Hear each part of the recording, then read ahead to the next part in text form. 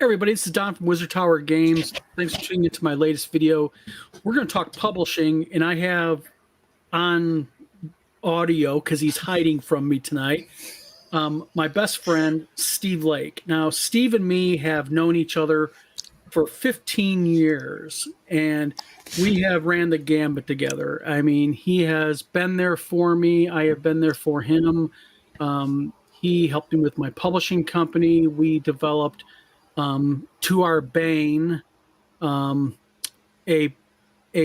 tracking program. Remember that, Steve? Yes, he sounds so thrilled with it. You know, it's called ATP. 3 letters that will live in infamy with us. But Steve, thanks for coming on, and we're going to talk about publishing, right? Yes. All right. Now, Steve lives about 30, 40 miles from me. You live up in Lansing. I live in Battle Creek. We don't see each other as much as we used to, but, you know, hopefully that'll get changing now that COVID's over and people are getting up from being sick and all that good stuff. So, Steve has, to give a little background on my friend here, Steve has published a multitude of books. Sci-fi is his jam. He has published the Earth Fleet series. I'm going to put links to all of his personal page, his Amazon pages down in the description of this video. But like I said, he's not on video.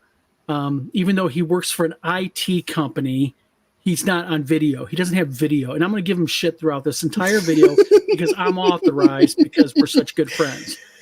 So, Steve, thanks for coming on. Oh, you're welcome. So, Steve, you want to do a video about publishing? Let's go. What do you got? Well, I think one of the big things, because one of the series I'm doing right now is an intro to writing, and you know I've got my listeners through the whole. Let's build the story. Let's look at the different parts and things that you need for when you're writing stuff you need to be aware of. Now comes the part where, hey, I've written the story.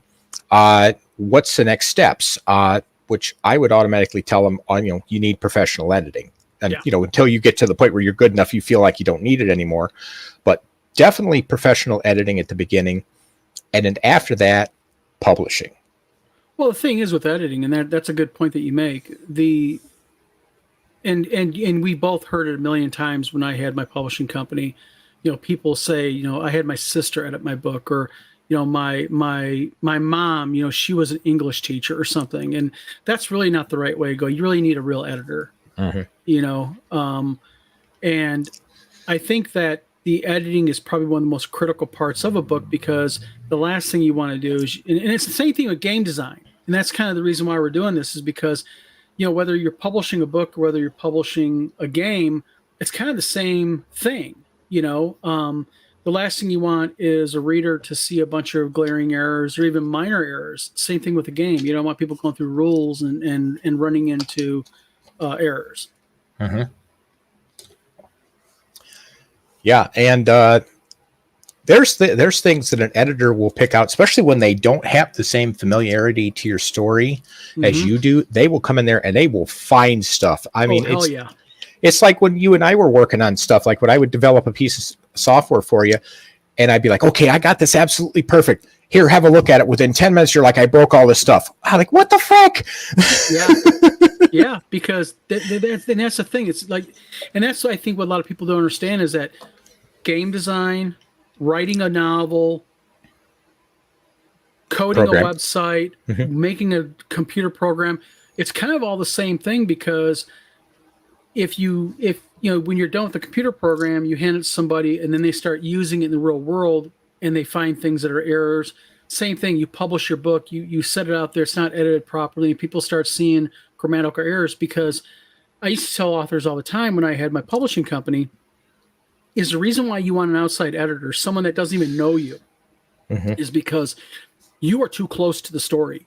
You know, you will miss things that are so glaring, it's almost insulting to yourself. But because you're so close to the story, that's why you miss it, because in your mind is skipping over the errors because you're the one who wrote it. Or I've had situations where somebody's read the book and they've started asking me questions about stuff, and I'm like, why don't you know this? And then all of a sudden dawns on me, oh, right, you're not familiar with the world like I am. Yeah. plot holes, tropes that we're familiar with. But the problem is other people are not, because also in our mind, we think we wrote it down, but we didn't. Mm-hmm. We assume, it's the assumption that it's there because we know it so well. Right. It's part of the super world, but it never made it into the book. And to you, it's second nature, but to the reader, they have no idea. Yeah. So, publishing is critical. And the next step is actually publishing it, getting the work physically into a production level, at a production level to where it can be made, bound, printed, produced, and presented to the public. And that just like like I said, I've done all your covers. We've worked together in publishing extensively.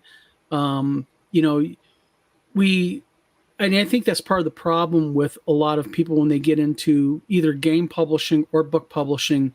They make assumptions, and the assumptions that they make is that their product, they don't want to hear bad news. Mm-hmm. I used to, like I said, with the publishing company, we used to joke all the time. You'd come in and we would talk about, an author just went out and just left because, I am the opposite belief. I think the best thing that you can do to me as an author or as a game designer is like under game design. And we're going to talk kind of like mutually inclusive of each one, publishing books, publishing games, because they're the kind of the same thing. Is I like it when someone says, Don, I found a problem, or I found, your game doesn't make sense, or there's a way that I can beat your game that you didn't mention. Or like with writing, you talk about this character, but you never introduce the character. Uh-huh. And that helps us as writers and creators, because we can say, oh, not only do we correct the problem, but we kind of have a back end learning curve with that by saying, you know what? I need to next time be a little bit more careful. I need to be more mindful. I need to step away from my book. And we've talked about this before also, is, how many times have you written a book and you said, Don, I'm done with my book. Hooray. But you say, I don't think I'm ready to go ahead and present this for another 6 months, 3 months. Mm-hmm. Exactly. Yeah. Cause you have to go through, and one thing I like to do is I will work on a book for like 2 to 6 weeks.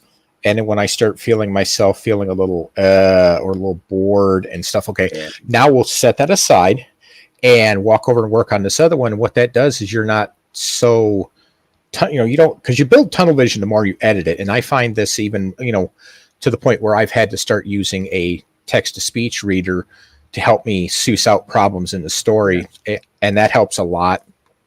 But yeah, writing the story write the rough draft, walk away from it for a while, go do something else, come back, edit for a while, walk away from it for a while. Because then you come back in with a fresh perspective.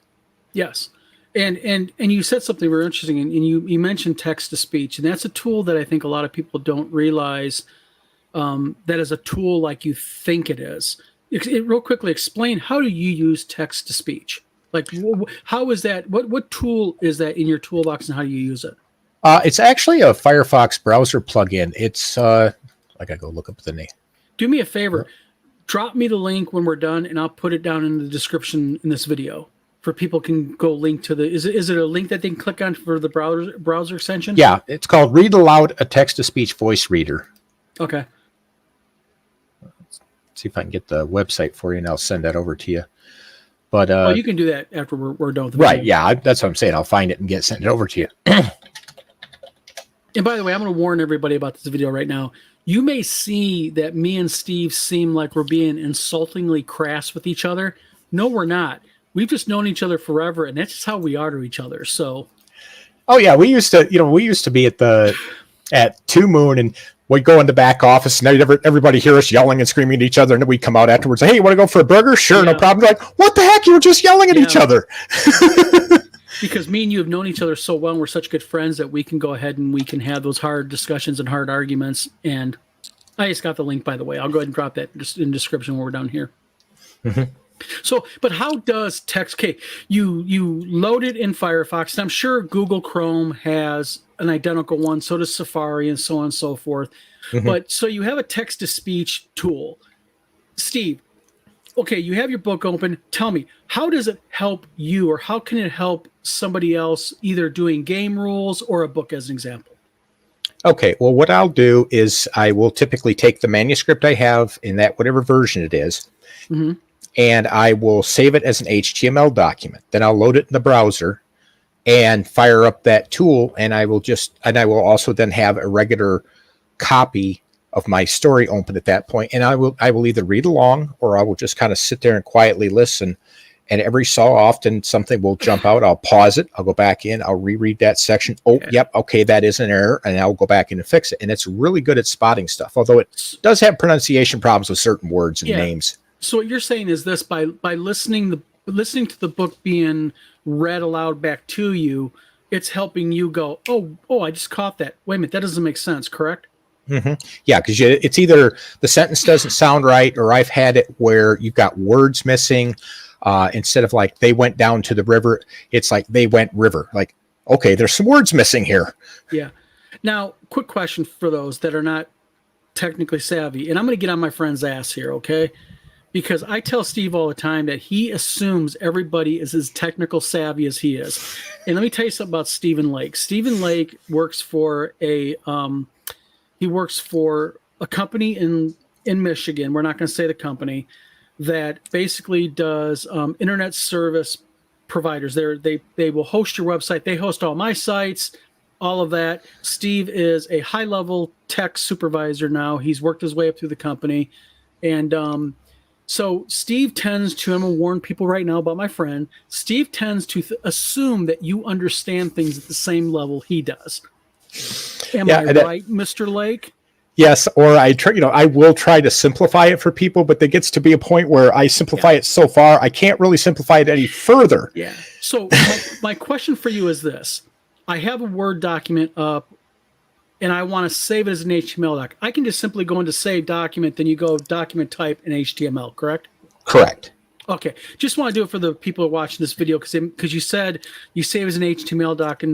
And real quick on the side, the internet and making websites is not as intimidating as it sounds. It's literally, you have your Word doc open, save as, and instead of saving it as a Word doc, you drop the Dropbox down and it'll say HTML, and that's what you save.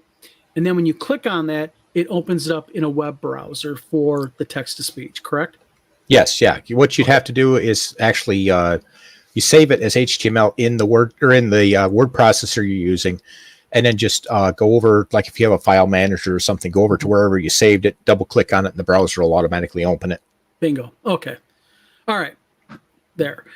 So text to speech is a good tool. So what else do you suggest or Okay, one tool I use, or well, I should say I don't use, but I know people who do, and I recommend this for authors who are just getting into this because this will help you a lot, is to use Grammarly. Grammarly is good for grammar and spelling and making sure you got the right word in the right spot. Oh boy, you just opened up a can of worms.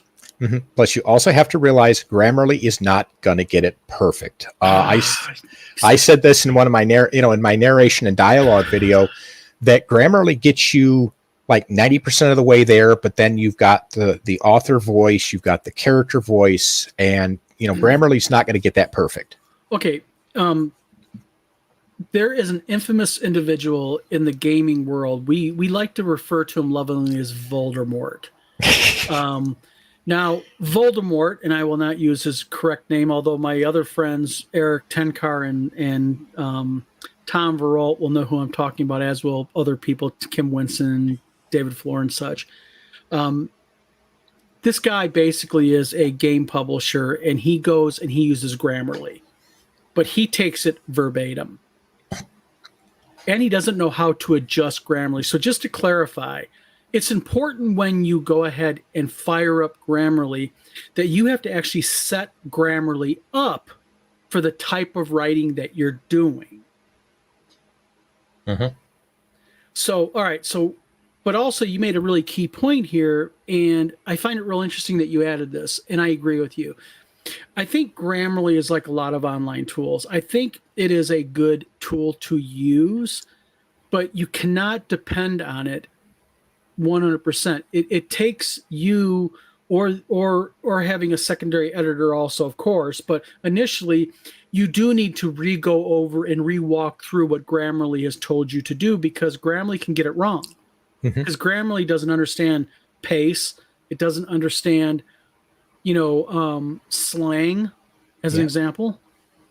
Or author voice. Yes, exactly. Author voice is another one. Now, explain, what is author voice for those who don't know here? Author voice is basically, this is primarily in the narration parts of the story, is you talking to somebody else through the words on the page and the way, the way you say it, you dictate it, or if you're pretending to be somebody else, like let's say the narrator in your story happens to be a butler in a mansion, you have to have, that narrator has to have that butler-like personality. Yeah. So yeah, Grammarly I think is really good. Kind of like the text-to-speech thing. It's good for spotting problems, but don't lean on it too hard. Yeah. Now, Grammarly is an AI-based tool. And Steve, for everybody's knowledge, Steve does not do game design. Steve is strictly an author. He writes really good sci-fi. And again, we're going to link all of his links down below in the description of this video. But to let you know, Steve, AI right now, and you might already know this, is a real firebrand subject in game design, because people, nobody really understands how AI gets its imagery. There's famous people who do artwork in games. And the reason I'm kind of leaning on gaming is because, Wizard Tower Games do game publishing, but, even for normal book covers and such, I see so many people go online and they do it in gaming too, is they'll say something like, draw me a red dragon in the style of Larry Elmore. Now, Larry Elmore is a famous artist in Dungeons and Dragons. And the problem is nobody understands how AI really goes out and grabs and gets its inspiration from. Now, you work in the tech field. You are really up because of the level of security that you have with your company and your knowledge of the internet in general. Can you speak to things like AI art programs? Do you know, because there's so many people that argue about this online. I've done videos about this, and I get people arguing in my chat. Do you understand the mechanics behind AI and where it gets its art from, or not? Not really. I mean, even some of the guys at work who are really deep into this stuff and really understand it well, they describe AI as like this great big black box that only the programmers understand, and they're not going to tell you. Yeah. So, you can, and the prompts for AI are kind of like a programming language. If you can figure out the logic of that, you can get some consistency and some of what you're after. But, that's why in one of my, at least a couple of my videos, I think I've mentioned that AI is great for example art for your writing, like what I use, but don't use it for your professional stuff. Get a regular artist for that. Yeah. And I'm glad you said that, because that's, in game design, that right now is one of the biggest arguments in game design. Is a lot of people are saying, look, there's nothing wrong with it. Now, as a publisher, we've opted not to use, Wizard Tower Games has opted not to use AI art because, like you just said, and I'll take it like this, I've known you long enough where if you say that you don't know how it's done, there's a problem with it, because you are so boned up on how the internet works because of your job and just your general technical knowledge of programming and such. And, people online, they'll begin massive arguments about it because people go, what's wrong with it? It doesn't hurt nobody. There's legalities is the biggest one, because there's some court cases brewing right now about the legality of AI art. How, are you, through the AI stealing somebody else's work? Are you mimicking it in a way that's illegal? Or, there's right now a large lawsuit happening on AI music with the AI behind music, and there's several artists going, wait a minute here, that's clearly my tempo. That's clearly, and I'm not a music guy, so maybe I'm calling it the wrong thing, but those are my notes. It's obviously my stuff. And I think you get that a lot in AI, but like I have a friend on my Facebook page, and he's coming to the game convention next year, named Jeff D. And Jeff D is a strong opponent of AI art. He's very vocal about it. And, I think he makes a bunch of salient points in that, the problem with AI art, and it's a huge firebrand subject right now. I mean, if you go into the gaming groups and such on social media, you'll see people really contesting it, is because we don't know specifically how those black box, to use your term, you're right, it's like a black box. You don't know what's in it. How are they pulling that artwork? And if, like, as an example, and I've tried this on AI, I've done things like, one example was just the other night, I was kind of playing with it, and I said, draw me Charlie Brown and Snoopy. And it did this really weird thing. But then I went in and I said, draw me Charlie Brown and Snoopy as the artist drew them. And what was scary to me was it was really close. Now, if AI is just some random thing that's not legitimately pulling things off the internet or pulling things out of, trademark or copyright databases, how would it know what legitimately Snoopy looked like? Right, because it has to have, you have to train AI with existing examples. It has zero creativity. No matter what they say, it cannot create unless it has previous information. Yeah, so how does it know? I mean, and the counter argument to that, and I'll play devil's advocate here with you, is, and I've had people use this on me, and they've said, well, Don, well, maybe the reason why AI is doing that because they're using open, you have trademarked, and then you have what they call open source stuff. You have stuff that's no longer protected under copyright and trademark, and they say, well, that's what they put in their databases.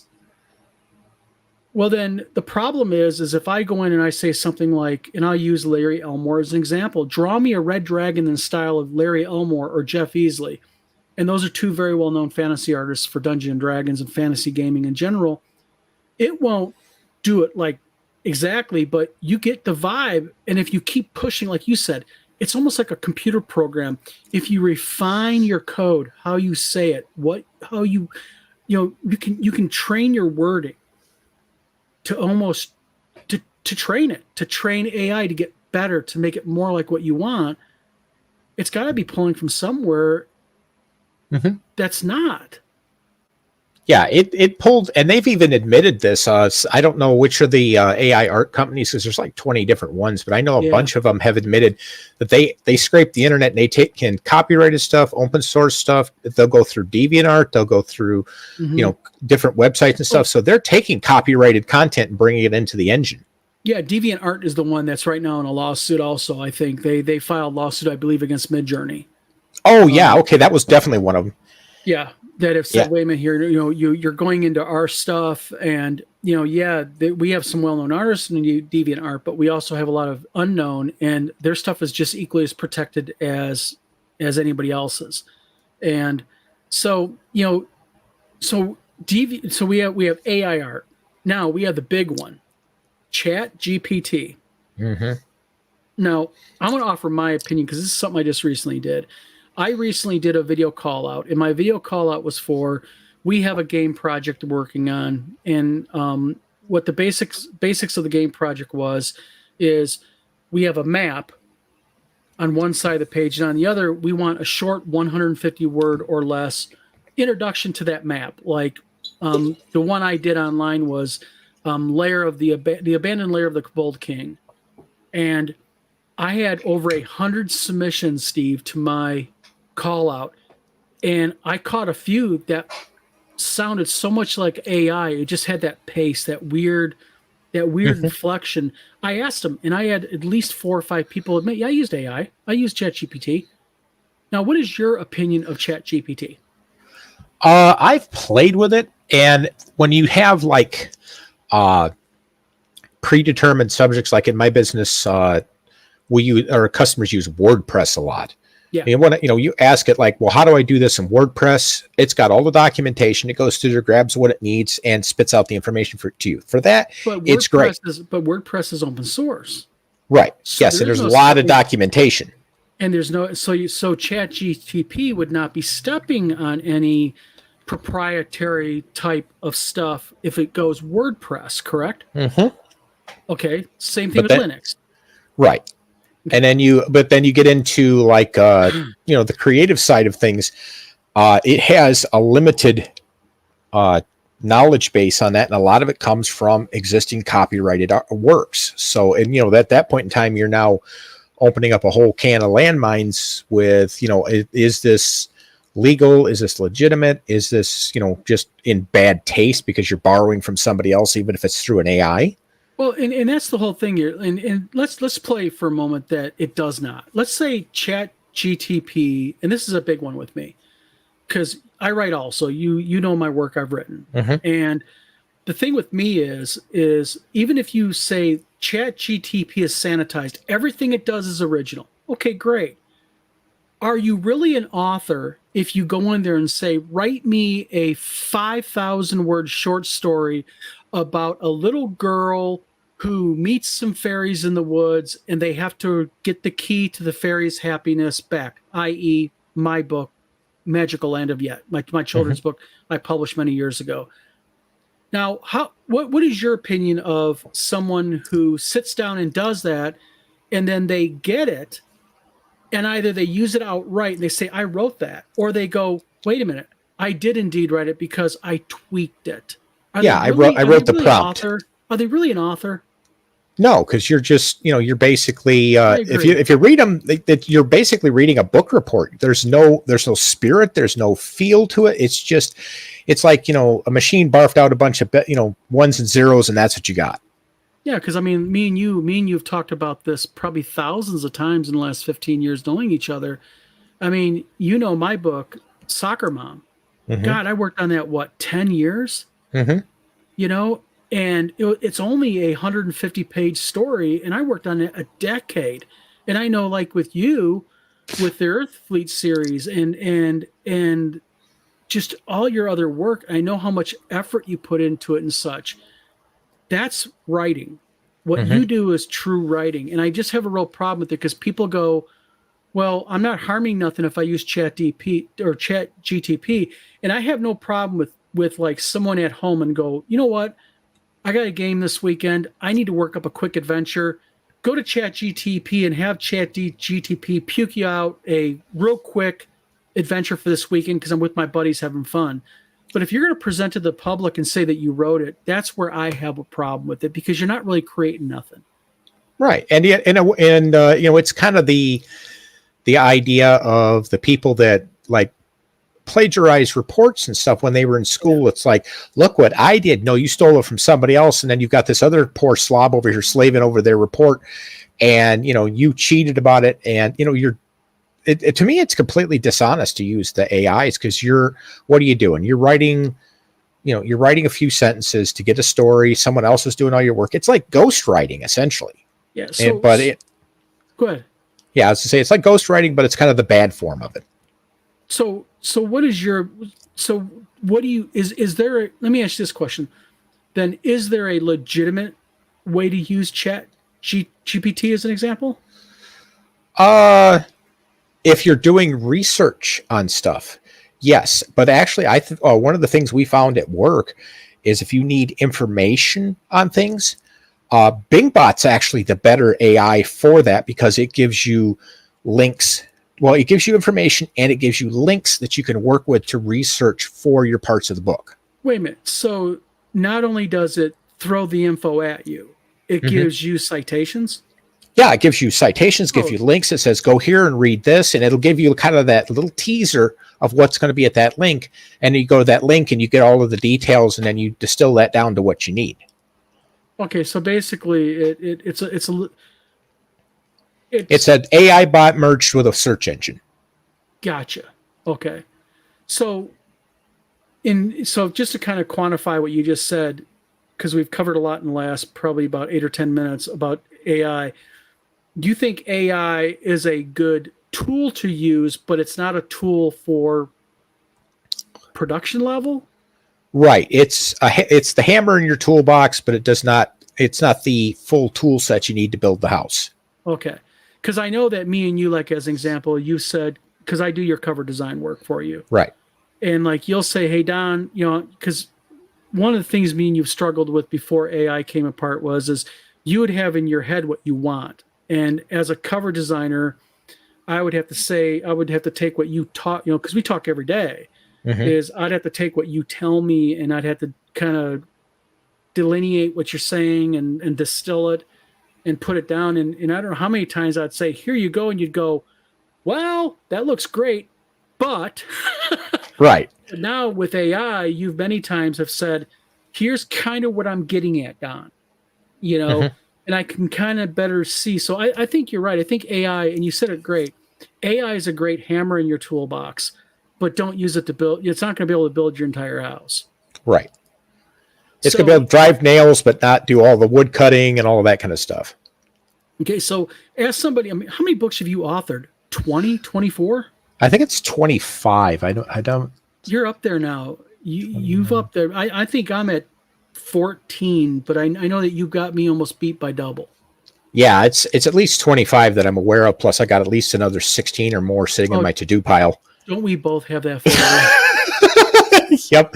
And not all of those aren't all of the ones that all the ideas I've come up with. There's a lot of them I just ended up throwing out because I could never get the idea to work. And I'm really screwed because I have not only what I want to write author wise, now I have a bloody game design folder too that says what I want to write game wise. Yep. So, all right. So we've covered AI, we've covered editing, publishing. Yeah, that's the point when you actually go put it out the door to the customer. Yes. So you take your book, you have had it professionally edited, you've had it. Oh, no, something we haven't talked about is layout. Yeah, layout. But that's part of the publishing process too. Yes. So like at Two Moon, when I had my company Two Moon Press, as you really well know, we had I had like 9 women working for me at one time, mm-hmm. and Kate was my layout specialist. Right. And the thing is layout is just like in gaming, book publishing and game publishing are really hand in hand in this, because depending on what the end product is, layout is really unique. Like you have the type of books you do, you and me do as an example. Well, I do more illustrated than you do, but like you have standard novels, Earthfleet series, Me, the Alterverse Chronicles. Right. It's text, it tells a story. You got children's book, which are heavily dependent upon illustrations because that's how children learn. They learn visually. Mm-hmm. And then you have books that teach, et cetera, et cetera. But like with game design, with game modules, you're telling a story, but you're also teaching somebody more in depth about the story and what's behind it. It's illustrated with imagery to help spark the imagination. In your opinion, as somebody who's done so many books, what do you think is the hardest job of an illustrator? Or not illustrator, excuse me, a layout specialist? You've dealt with a lot of them.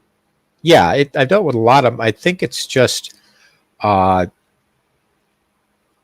picking a layout that actually works. I mean, I can't say a lot on that because I know you do such a really good job with it. But it's like, the bigger problem is it just laying out text and doing the paragraphs and the alignment and stuff, or do you have extra? Do you have images inserted periodically in the book? When you were talking about children's books, okay, you've got the image, you've got the text. Where do you put the text on the page for the most impact? Yeah. And stuff like that. So that, that's the author can come up with some of that, but usually that ends up falling on the layout expert. And as an author, you have, and you've seen this again at Two Moon quite a bit. And I see this a lot in the game development industry is you as the creator may have your ideas and the way you want it. Do you believe that it's best to let the layout person just do their job? Do you think that the layout specialist needs to sit down with you and work closely with you? How do you think that whole process should pan out as the other end of it, the creator? I guess it would depend on how much extra content is in there. If it's just text, like I generally do, Yeah, let the layout or let the layout expert handle it, and then you just like, well, I found this little problem here, or this little problem here, and it's usually not that much they have to fix. Yeah. Now you start inserting images in there. Okay, what scene or what part of the story does that image go with, and where does it best fit, and stuff like that. So that, that's the point. The more images you have, the more I think you want to be hands-on with that. Yeah. Yeah, because the imagery can sometimes help the story along. So as the author, you should have definitive feedback in that. Exactly. And that's kind of the, go ahead. Yeah, I was gonna say that, it's like, say you have a drawing of a pumpkin, but you have two trolls fighting each other. It's like, I don't think having that pumpkin in there is appropriate for that part. Maybe if you scroll up a little bit, where the reason they're fighting is because of a pumpkin. Yeah, exactly. Because your layout specialist can get it wrong. Right. And that's why I also believe that one of the most important things is when you get that email or that call saying, okay, Steve, your book is laid out, it's ready to go. It's important for the author to take a comprehensive look at it, because, and we ran into this a lot at Two Moon, as you know, you send the email, within 5 minutes they say, looks great. And you're going, I just sent you a 450-page document and you've had it for 9 minutes and you just said, looks great. It's going to happen down the line after it's in print, So, well, I think we got a good handle on overall design and such. Now let's talk about some of the traps out there for authors. Some of the bad things that can go on with authors. And I think number one is expectation. Right. Whether you're publishing a book or a game is, and I'll just say it like this, and I'll then let you have the ball, is as a publisher, there's only so much that the publisher can do. It's a team. The author and the publisher, or the game publisher and the game designer, as an example, we're a team, and the best way we can get the product sold is to get that product out there, but both of us have a job to do. Would you agree with that? Correct.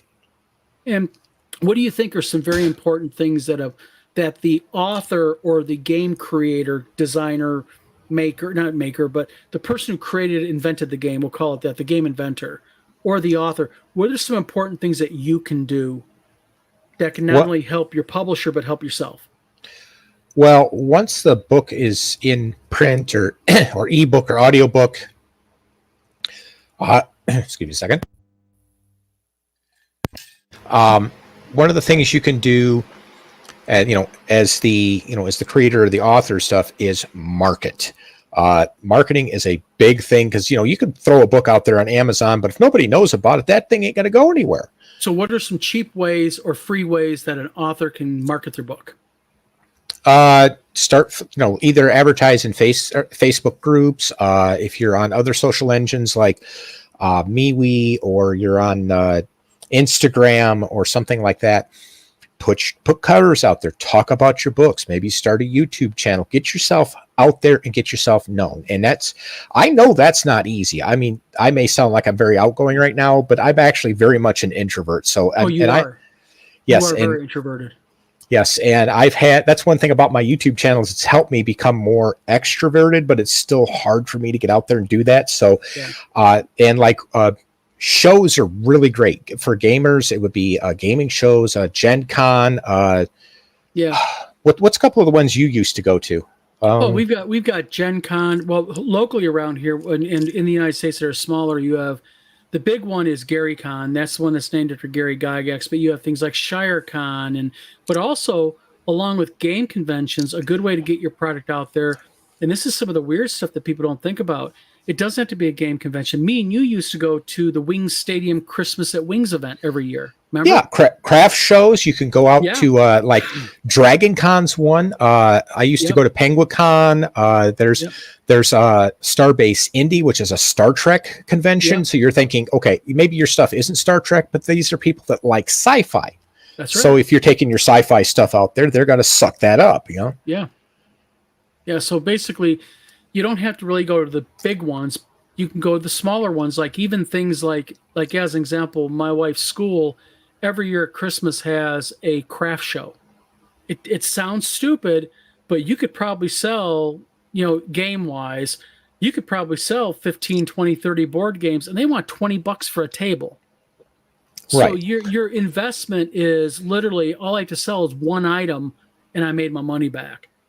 You Right. know, And one of the bigger points too is even if you go there and you don't sell a book or you don't make your money back, you have exposure. People have yeah, seen you, they think about you, and if they see you again, they might go, "Oh, Uncle so and so might be interested in that," because I've yeah, gotten more sales after a convention than I have before or yeah, during. yeah. So things like marketing for that online is really good. And again, social media is great because social media is free. And even if you're not buying the Instagram ad or the TikTok ad or the other ad like Facebook as an example, I think that you can still get your product out there by having a page dedicated to it and pushing that page. Right. And And yeah, getting into writers groups is a good one because you're going to have people that, they're fellow writers, but they're going to be interested in your work. Maybe have readers works like they've got, uh, what's the author stand. There's, I'm blanking on them right now, but oh, there's a, there's a whole bunch of writing based, even web forums. Mhm. Um, there's the one that Robin, who used to work for me, is big into. I think it's writers.com or something like that. It's Yeah, a big, writers.com. Yep. yeah. Um, and I just think that what you have to have is you have to have a tenacity. Again, I ran into so much with my publishing company is people go, my book has been on Amazon for 2 weeks and I only have a couple sales. What's going on? You know, you're on Amazon, and that's another thing that I really tell people is don't rely upon places like Amazon because Amazon, you're one of 50 million different authors Mhm. on Amazon.com. Yeah. Um, Yeah. I'm on Smashwords, Barnes and Noble, Kobo, yes. Amazon, a bunch of other places. Oh It's yeah. it's diversity because you're going to Yeah. get different people in different places. Yeah. Because you mentioned earlier something. You mentioned not only print books, you mentioned ebooks and audiobooks. Hmm. And I know that you have a few in audio. I have a couple in audio. Hmm. And audiobooks are another good one, and so are ebooks because people are now reading books on their phone, they're reading books via tablets. Hmm. So I think that in the game industry we have people all the time say, is it available in PDF? Hmm. So having a PDF based book, I think, or a game product, is very important. Exactly. And also I recommend, like, if you're just getting into publishing and stuff, get some help from somebody to actually publish it, but start out with an ebook because, Yeah, ebooks are only like 20% of the market, but it's yeah, a good place to get your feet wet. Once you're comfortable with your writing, you've got your audience, you've got your experience, start pushing out into print because print is going to start costing you money. mm, The ebooks are the safety net because you can do a lot of free publishing with those. yeah, But print books are going to start costing you money. And then when you're comfortable in print books, go for audiobooks because that's when your wallet's going to scream yeah. bloody murder. Because You got like to for get. me, just to do what was it was You did one of I your th- lines. Oh, what is it? Oh, dang it! I'm trying to think of the name. It's drawing blank. Your Li- series, Land of the Lions. Land of Lions. Yeah, you did some of those via No, audiobook, I've didn't only you? done my ministry books as audiobook, but that Was it? was, yeah, I researched though the audiobooks for Land of the Lions, and it was $2,500 a pop. Yeah, yeah. For the reader to read it. Yeah, Right, and you better get that thing. You better have that manuscript bloody right when you start because going back and making corrections in an audiobook is expensive. and you better have, along with that, you better have already a customer base that's listening to you, because popping out $2,500 just to have your book in an audio format, that's a hell of an investment. Hmm. Yeah, so you need to be well established and well read by the time you get to that. If people want an audiobook of your particular novel or whatever, one Yeah. of the suggestions I give people is give them the ebook and tell them to use the text to speech tool that's on their Yep. phone or their computer or whatever. And again, we're getting back into AI here because now available is for like $50 a month or less, you can actually have AI read your text. And Hmm. I know actually some people that are using AI, and it's getting so good, you can literally go in and say, the voice I want is Morgan Freeman. Mm-hmm. And it'll read, it sounds almost like identical to Morgan Freeman reading your bloody work. Mm-hmm. I think there's a website out there that markets that I guess they've licensed with the movie star or whatnot for the voice. Mm-hmm. So, yeah, and another thing is about print books and about print is I think that's important for both game publishers who do printed media, such as game modules or books, as an example, not board games. I'm talking about, printed media like that. We have in the gaming industry, there's a website called Drive Through RPG, and you can upload your file and they will POD it. Mm-hmm. So they'll print on demand it or PDF sell it. They take the lion's share, of course. Right. But the thing is that's what a lot of on the game side of it, a lot of people use, because they can just take their game module as an example and they can go ahead and they can upload it in a PDF format, and it's literally upload and forget, and people buy it, they get their little chunk of change out of it, and there it is and out. And websites like that, I think that, and this is just my opinion, I think when you have a website doing POD, the large cost of printing on demand is the printing. So yeah, the pipeline you're using, the publisher using for POD for that should get the lion's share, because the lion's share is actually the printing of it. Mm-hmm. But what I don't like to see when someone is going POD for PDF, as an example, and they're taking 60% of the author's royalties. I think that is not right, because, you're taking 60 to 65 or 68% of the author's sale, because you're giving them the pleasure and the handiness of using your website. And that's why, like at Wizard Tower, we're going to be offering a online POD thing where it's reversed. It's literally you're getting the lion's share, because it's your work. You create. It's a PDF. It doesn't cost nothing. Mm-hmm. Exactly. So, but yeah, publishing. I think that just publishing in general is it's ever changing. It's changed so much since I had my publishing company in the last 10 years, and I think just in general, I think things have changed a lot for the better, because marketing your book has become easier if you're willing to search out and use the tools available to you. Correct. Yeah, another thing I like to tell new authors, because there's going to be, one, you need to have a thick skin, because you're going to have a lot of really hard people coming at you, because they're jealous of you, and they don't want to do the work, but they want to, so they tear you down to try to make themselves feel better. Yeah. And the other thing too is, when you get into this, don't go into it for the profit. Don't go into it for the money you're making it. Go into it because you love doing it. And if you make money, awesome. If you don't, you still came away with the benefit because you enjoyed doing it. Yeah. And you actually struck something really interesting. You talked about other people's commenting about your book, about input, about reviews. And I've always said, I do not mind a bad review. I really don't. I actually like bad reviews, as long as they tell me what, it's one thing to say, Don, your book sucked. Okay. But as long as you follow up with, and this is why I feel it sucked, A, B, C, and D.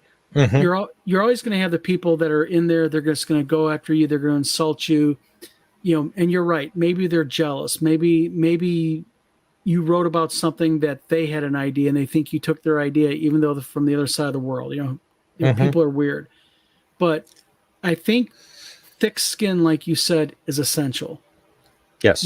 You got to be able to take people going, Steve. Well, I'll give you an example. The Earthfleet saga said, purse their lips. Yeah, exactly. How long ago that happened? That happened, 12 years ago, and we still joke about it. Oh yeah, it's like, somebody, he was saying, well, that lizards don't purse their lips. It's like, it's sci-fi. You could do that stuff, Yeah. Just for background on Steve wrote a book, and this guy came in and really flayed Steve on Amazon, because in Steve's book, one of the races was a lizard-based race. The Gagmon. Yes, and this character in his book, Steve mentioned, pursing of lips. And this guy was like, lizards don't purse their lips. And it's like, Steve's right. It's sci-fi. Lizards can do any darn thing that I want them to do. It's my book. Exactly.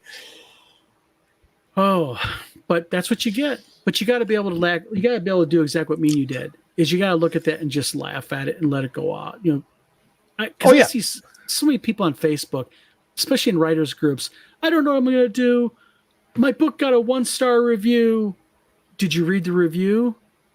Did you get some active feedback? No, they just said it sucked. Okay, then move on. It's not going to destroy your book. Mm-hmm. Yeah, other people are going to look at him and go, that's just somebody who's jealous because you got all these other 3, 4, and 5-star reviews, Yeah. And another thing I suggest people do not do, don't go to your friends, because Amazon's kind of smartened up about this, is don't go to your friends and say, can you go to my link and give me a good review? Because now Amazon says whether it's a verified purchase or not. Mm-hmm. A lot of places don't. And that's one thing you don't want to have happen. I don't want people giving me a good review because they like Don. I want people to give me a good review because they read my book or they read my game and they really like it. Mm-hmm. They're not doing me a pat on the back favor because, I've never went into one of your things and done a review unless I've read it. Yeah. And same thing with you. You're doing an injustice to the author when you do that because that's ego stroking. Yeah, and and this is true with, even my coding, some of my work at my job and stuff. Don't, go in there and, like you said, ego stroking. Go in there. I want the solid black and white facts. If it's good, thank you. If it's bad, why? Let's fix that. Mm-hmm. I mean, even with some of the software I wrote for the support department, I was telling them, if it sucks, if it doesn't work, let me know. I'll fix it or I'll change it. Yeah, because as an author, we automatically think we have a great story. Mm-hmm. But what you really find out is when it's out there in the wild and people are reading it, and somebody has never met Steve or Don, they read that book and they go, I got a problem with this. Because again, it can be something that you missed. It might be something that's a plot issue. It might be something that, like I'm bad habit of doing is I repeat. Yes. And I say the same thing sometimes in a sentence a couple, 3 times when I should not have. Yeah, I have that exact same problem. I actually addressed that in a recent video I did. It's not up on YouTube yet, but basically, like, I will go in and when I'm initially writing it, if I haven't got the idea solidified in my mind, I will kind of sit there and beat the dead horse down to 1, 2, 3 paragraphs. But then I come in and start editing, and I realize, I can tell this in this 3 or 4 sentences. Yeah, and again, another nice thing about it is we live in a digital world. So if I write a book and that book has error, if you find errors after you publish, you can edit those errors. You can correct your problem. It's not the end of the world. Just make sure that you mark it as a revision within the actual book itself by saying, this is the second printing or the third printing, because by doing that, that's why they have editions, because the reason why they have a second edition or a third or a fourth or a fifth printing is because maybe they ran out of their first printing, but also it could also be they found some glaring issues and errors. Oh yeah, they're still finding errors in Lord of the Rings even to this day. Yeah. Yeah, one of the book series that I was really a big fan of, and that's the Belgariad by David Eddings. He's gone now. He died, but his earlier works are riddled with editing errors, and they have post his death corrected them because he was famous. He would not let people correct his work. So, and again, before we end this, because we've been on this now for 54 minutes, but again, listen to your editors. You're not being, and that's another thing, you're not being insulted. When an editor gives you back your manuscript and it's marked with a bunch of red, trust me, they're not insulting you, they're helping you. Exactly. So, all right. Well, I think we'll go ahead. We'll drop this in. I think we'll drop this. Steve, nice talking to you. We're going to be doing another video here. We're going to be talking about, Steve, what? Well, actually, we were going to talk about artwork, but we already kind of covered that in this one. Yep. We're going to get more in depth in artwork, and we're going to talk about world building. Yes. because Steve has built an extensive sci-fi world universe, and I've built an extensive fantasy world/world. So I think it'll be a really good conversation. We're going to get into world building, world design, tricks, traps of it, things to make sure you always do, things you don't want to do. So, Steve, thanks for coming on. I appreciate you coming on the show, man. Oh, no problem. Glad to be here. All right. Well, this is Don with Wizard Tower Games. Hope everybody has a good evening. Like, subscribe, please. I'm going to be posting Steve's information down below in the comments. And hope everybody has a good weekend.